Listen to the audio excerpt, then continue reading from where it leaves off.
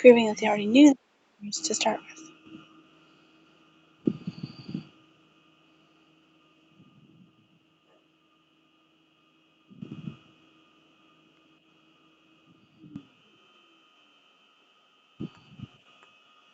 Hi all, this is Daisycakes, and I'm going to play you a video that I recorded on my other channel, the Daisycakes and Snowman Show. This is the Daisycakes and Snowman Show pod channel. This has a little bit of mess-ups from the stalker, but it's originally pretty good, so I'm going to go ahead and let it play. I'm just going to press this button and show you this screen when I'm trying to keep the screen from going to sleep. Hi all, this is Daisycakes, and it's another Goth Thursday, and I'm just going to adjust my light over here. Hold on 1 second, it's a little dark.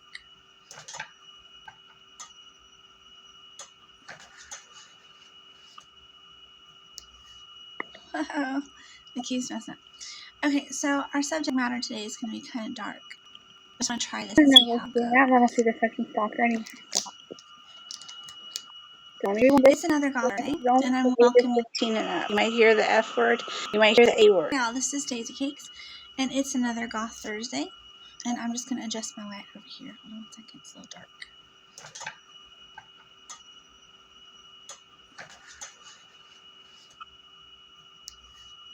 Uh-oh, the keys messing up. Okay, so our subject matter today is going to be kind of dark, but I just want to try this and see how it goes. Okay. It's another Goth Thursday, and I'm welcoming you. I'm doing blue goth today with my new lip gloss just by itself because that other color was kind of scary. And I can't find the lip liner.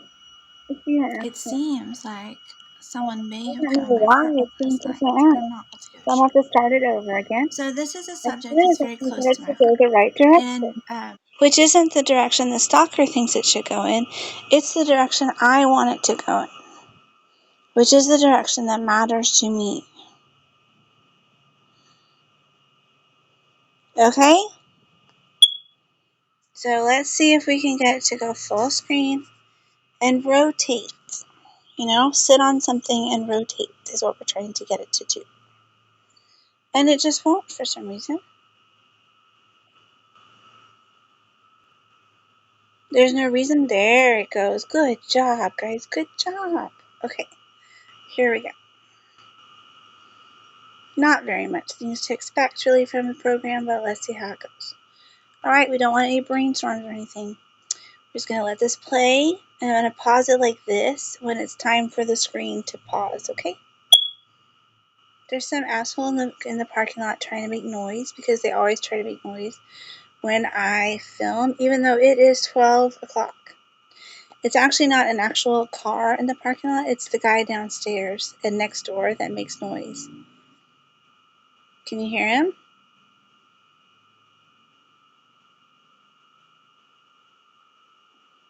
They get so excited when I film here because some of them are local yokels, so they try to be as disruptive as possible. So you may hear various city noises, but they're not noises. They're not real. This is not New York City. There's not sirens going off all night.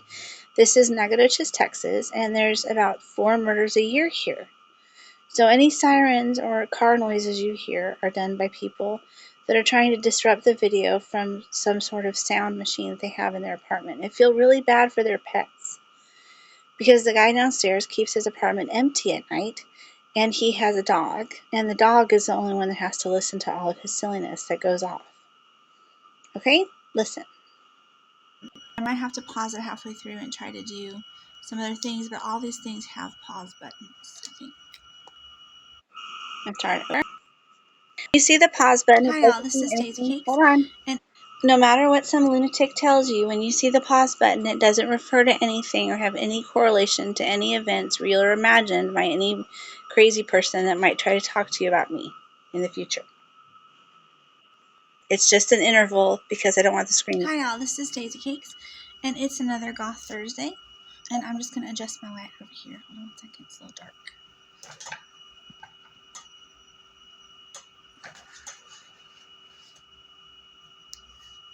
Uh-oh, the keys messing up. Okay, so our subject matter today is going to be kind of dark, but I just want to try this and see how it goes. Okay. It's another Goth Thursday, and I'm welcoming you. I'm doing blue goth today with my new lip gloss just by itself because that other color was kind of scary. And I can't find the lip liner. It seems like someone may have come in my apartment last night, but I'm not altogether sure. So this is a subject that's very close to my heart. And I might have to pause it halfway through and try to do some other things, but all these things have pause buttons, I think. There shouldn't be any other app use the microphone. Oh. Okay. Never mind. There is a pause button. It's just over there. Okay. Hi. So I wanted to tell you about something that's very near and dear to my heart, and that is social health and well-being. Now, I don't want to be a social worker. I've never really felt like that was my calling. But I do like psychology and forensic psychology. I like deciding why people do things. And when I see trends in the world that upset me, I try to make sure that people can understand what they are in a better way. So one of the trends that I've noticed in the world is that people tend to assume that when it's a one-person death, that there wasn't ever anybody present else, and that it was probably some sort of like self-inflicted problem, which is a huge problem in our country. But the truth is that suicide stats are overinflated, and that a lot of women and men that are the subjects of domestic violence go unreported because they're afraid, right? And some of those end up dying, and that's really sad. So this is going to be a dark story, y'all. This is not an anecdotal tale. But it does have something to do with my life, because I've seen this happen before in families especially, where one member of the family suddenly commits suicide. And somewhere in that immediate family is a dangerous individual. Perhaps they've been hidden by their family for years from the public. Perhaps they've been sort of in and out of institutions, although people that are in institutions aren't usually violent, y'all. But maybe they've been in and out of prison or jail or whatever. Or they have like an ex-boyfriend that's a little violent, or they have some sort of clear, dangerous person in the environment at some point, right? So the wife may have like a crazy ex-boyfriend or ex-husband, or the husband may have a crazy ex-girlfriend, or some, illicit business dealings. He may owe somebody money. There may be some sort of child that has criminal tendencies. To do, y'all. This is a little interlude. So I wanted to tell you about something that's very near and dear to my heart, and that is social health and But it is well-being. in there. I don't want to be a social worker. I've never really felt like that was my calling. The stalker put it in. But I do like psychology and forensic psychology. I like deciding why people do things. And when I see trends in the world that upset me, I try to make sure that people can understand what they are in a better way. It's really odd, the noise. I'm sorry about the back. There's some reasons why this might be. You see how it changes. Sometimes, especially for the older kids that are watching. The reason why the noise changes is because I think the stalker has like a microphone in my apartment somewhere. I'm pretty sure. I'm not sure where. But it makes a lot more noise than the actual, because I don't change any equipment. I'm just using my tablet.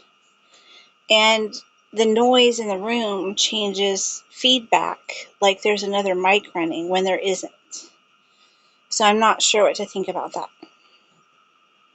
It's a very difficult subject. I'm not going to get into the whys and wherefores of why people might hurt themselves. You should ask your parents about that, or stop watching if it's upsetting for you, because that's what this is going to be about.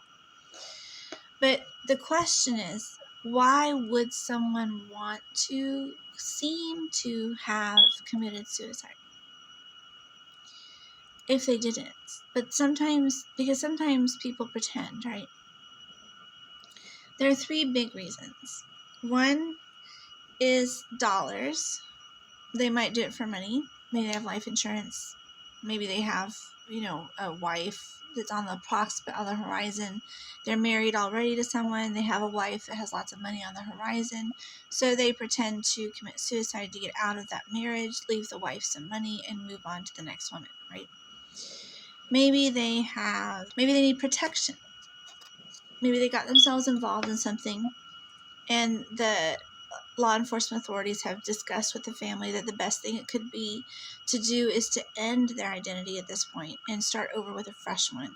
And so they have one of those unfortunate accident type things happen. It's very common.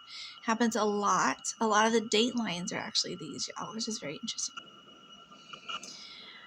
Another one is I'm not saying datelines for the families, okay? I'm not sure which ones are which, but I know that some of the datelines and some of those online crime investigations that you see are actually people that were extracted and aren't really passed on at all. But not all, of course. Most are, I'd say like maybe 5%, okay? So then, and I have no idea which 5% they are, so don't come for me because, if you're grieving someone who's passed on, this is probably not the thing for you to be watching. The last reason why someone might try to end their identity and start over with a new one is evasion, tax evasion, prosecution evasion, divorce evasion, child support evasion. What else? There's all kinds of evasions, y'all. So maybe that's it. There's lots of songs written about that kind of evasion, quite popular ones, and it's very common that people do that as well. Now, it's okay, if that's true for y'all. And if you do that, then any one of these ways is a common way to sort of explain to people that you are no longer in the picture and that they should go on with their lives without you, and that, you have the choice of whether you communicate to them that you're fine or not in those situations. And it costs a lot of money too. So I'm not recommending any of these course of actions for anybody. And if you have had an adult or child or teenager, especially in your life, that has been through any of these things and has, unalived themselves or has had something unfortunate happen to them that has ended their life, then this is also not the Goth Thursday podcast for you.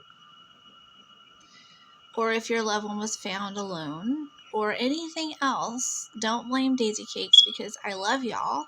I want you to be happy and healthy and not have a bad day, so you don't have to watch this one. But this is for people that might be into that whole genre of things and not really be understanding what they're seeing. Maybe they're sort of, not really looking at things. Or they themselves might be in a very risky situation and be ignoring it because they figure that these kinds of things only happen to people that are climbing Mount Everest or something, when people that climb Mount Everest might not be dying for the reasons that you think. Okay? So, but they might be. I'm not a forensic psychologist. I'm not any kind of professional law enforcement person. I'm not trying to reopen up like thousands of investigations. I'm simply trying to put a bug in your ear, that maybe there might be more to it than it seems. Especially, and that includes deaths in foreign countries, especially because laws are different in foreign countries. And so you should be careful, is my point, who you travel with when there's lots of money involved and what all is going on around you all the time. But not paranoid, because it's rare. All of these deaths are still rare. Suicide itself is still rare. It's not anything to wonder about. And I'm not only talking about suicide. I'm talking about accidental deaths, mostly, in fact. Not even really referring to suicide whatsoever. So, anyway, you just should be smart about things. If you have a lot to lose and someone wants you to do something risky, then you need to ask yourself some questions that I won't go into here because that's not what I'm talking about.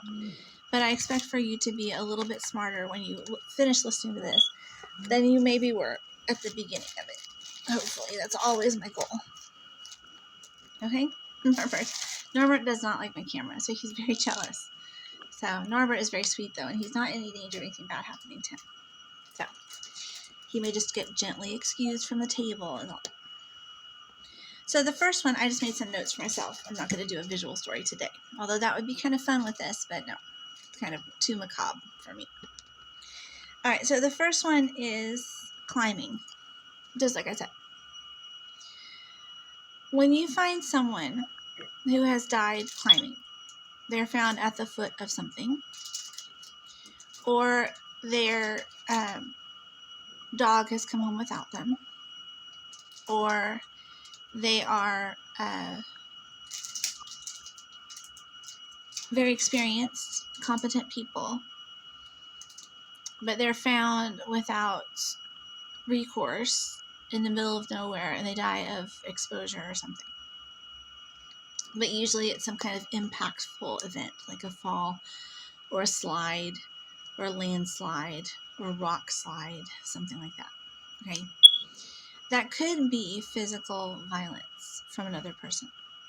It's quite likely, in fact, especially when it costs a lot of money and people go a little nutty in higher altitudes. Maybe they got their oxygen stolen from them.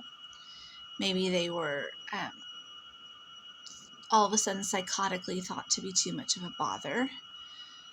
Maybe they were dragged up there in the course of some sort of violent robbery or attempt on their life lower down. Maybe they were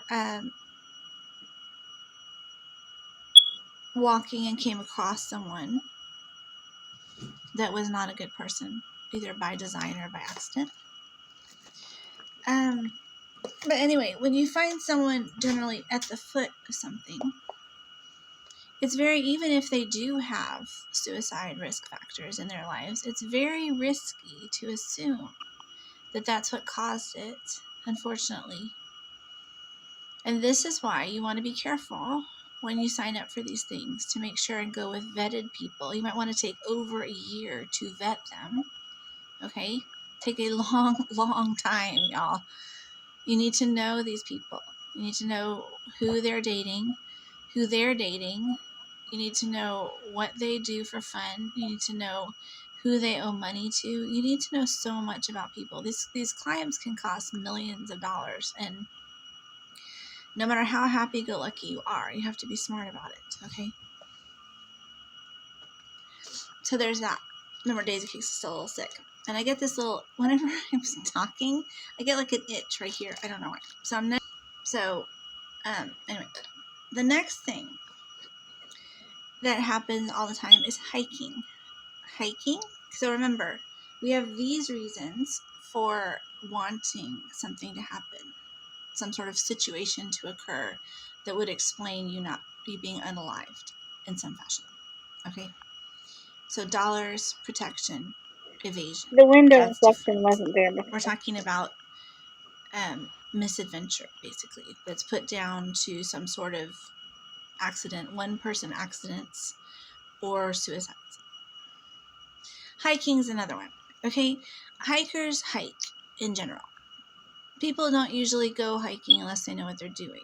Now, if you know a super risky type person, you might want to ensure that they don't do anything by themselves and that person is also very safe.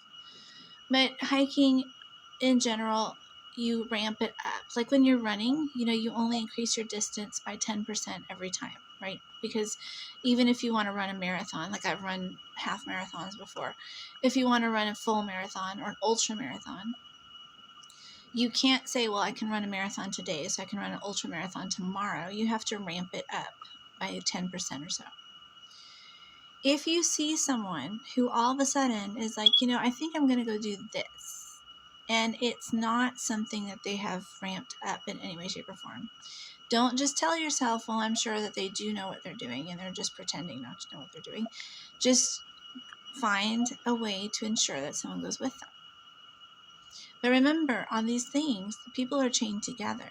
if someone's going to do something risky, the other person is not going to want to die with them. And so that happens too, and that's not what I'm talking about. Okay? Sometimes choices have to be made. That's not what I'm talking about. But suicide is contagious. I don't know if y'all know that, but if you have a suicide person in your family, the chances of them having another family member commit suicide in their immediate family are huge. It's like 40% more likely. And that's another reason why they explain these things in different ways. And so that's okay too.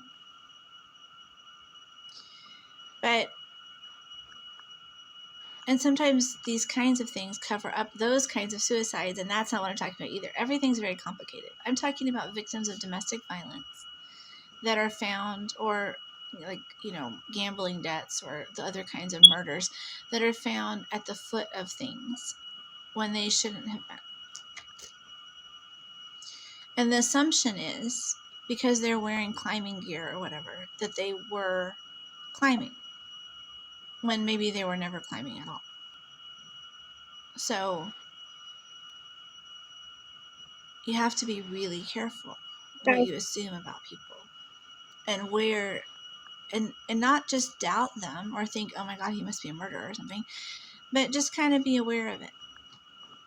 Because not having proof of a murder doesn't make something a suicide. Having proof of a suicide, or having proof of motive for suicides, doesn't make it not a murder. They're two separate, completely separate things. It's not an either or situation. There's any number of things that could happen. So just remember that too. Especially when you're watching these Datelines. And some of them are this, and some of them, and not Datelines necessarily because they really research, but these true crime things. Don't believe everything you hear. Skiing. Skiing's another one. It's very easy to see two guys go up in a helicopter to ski off of a black diamond or double black diamond, and only one come down, right?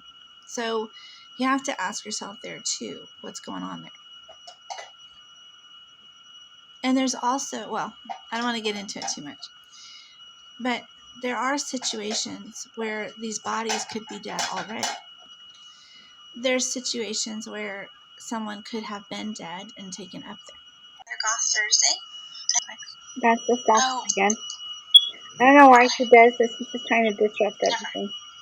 So I'll take advantage of it by making noise. They're funny. Okay. But keep watching. It's very interesting. Fix my hair. This intermission. The category of things I'm talking about falls under two categories, okay? Number one, was dead already, sadly. And number two, died from some sort of malfeasance by another person or group of people, and didn't have anything to do with a one person anything whatsoever. Okay? So always keep those things in mind while I'm talking, because those are the two situations. The first situation is, was dead already. The second situation is, was unalived by another person or group of people in a malicious way. Okay? Norbert's going to come up on the table and sit right here in a place where I've created for him, because we have talked and we have decided that's the best course of action for him to do. Are you all right? Okay. So funny. All right, now, Norbert and I, we look like those balls of things with like the arms and legs and stuff coming out sometimes because we're so funny with each other. But we love each other, and we eventually reach detente usually. So skiing. If someone skis up to you and is like, oh my God, there's a guy over there. He just had a heart attack. I need you to come help me. Give him CPR right now. So the guy goes over there. Now, he doesn't really know what happened. He doesn't really know if it's a heart attack or not. He doesn't really know if he's standing in a crime scene. He doesn't know if he's talking to a murderer, y'all. So you should be aware of that when y'all do these jobs and things. My mom used to always say, look with your eyes before you look with your hands, okay? I mean, look with your eyes before you look with your hands, okay? So what that means is when you come upon a scene of something, whether you're actually investigating something or watching a television show or a passerby who observes an accident or anything like that, always use your eyes first and look at what you're looking at, okay? So you look for tracks in the snow. Is it like footprints and something being dragged or what? Is there signs of a scuffle? Does the guy seem excited about having the other person around him? That's a big one that often gets missed by people, you know? It's upsetting. I know y'all all know what you're doing, but still, it makes Daisycakes wonder sometimes because I see these things and I think, no, that's 5 minutes. So if you're skiing and you come up on someone and they look like they don't want to be around the person that they're around, or if they're still alive and they don't, or if they're dead, you know, ask yourself if the guy really did get there on his own 2 feet or not. Was he on someone's back? Sleds can look like skis sometimes. I mean, I don't know. But I'm just saying you have to be more careful about jumping to conclusions about people. Especially if there's a motive involved, like money or one of the other things that we've talked about.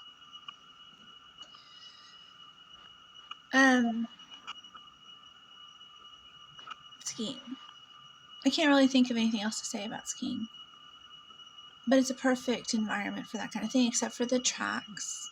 So it would have to be a busier place than normal, right? But if it was a busy place and someone all of a sudden was found with a heart attack or someone ran into a tree or whatever, then that would be something to look at, especially if they're with someone else, especially if that person looks funny. We used to say a long time ago, y'all, in special ed, they do not do this anymore. In fact, they had stopped doing it when I started teaching, and I don't even say these words anymore. But they used to talk about ILKs, interesting looking kids, right? There are men like this that you look at and then you just kind of look at again. Now, that doesn't mean that's fair. You could be a big softie with a heart of gold and a sweetheart that hugs kittens and kisses them on the head every night and tucks them in, okay? But, I mean, if you see someone like that around, you might want to look and ask yourself what that means. The interesting looking kid thing is a horrible thing, and everybody absconded with that. They don't even do that anymore, and no one ever happens. It just never happens at all. Okay? I swear to God, never, ever. So, but anyway, the point is that people, it's like dying is the ultimate event. Okay? Dying between the ages of, say, 15, especially if you're a boy, especially if you're in a family with other boys, but often if you're not, okay? But 15 to like 45 or 55, y'all, those are unusual deaths. They're deaths that normally would not happen without some other cause happening too. So those deaths, men and women in those age ranges, they should be carefully looked at and questioned again and again and again, even though no one has time to do that these days, which is really sad. But you should really look at it, guys. Were they alive when they got there? There's one video on the internet that I won't mention, but it shows a group of men carrying a guy in, right? And they carry him past women that are at the front desk. And the first thing the woman does is take out air freshener and spray it. And the guy is supposed to have died later from like a heart attack or something. But you can almost bet that she was spraying that spray because that body was dead already, which is really sad. Okay, anyway, so just be aware of things like that. Now, you can't hide a dead body like that, okay? But we're about to talk about a situation where you could.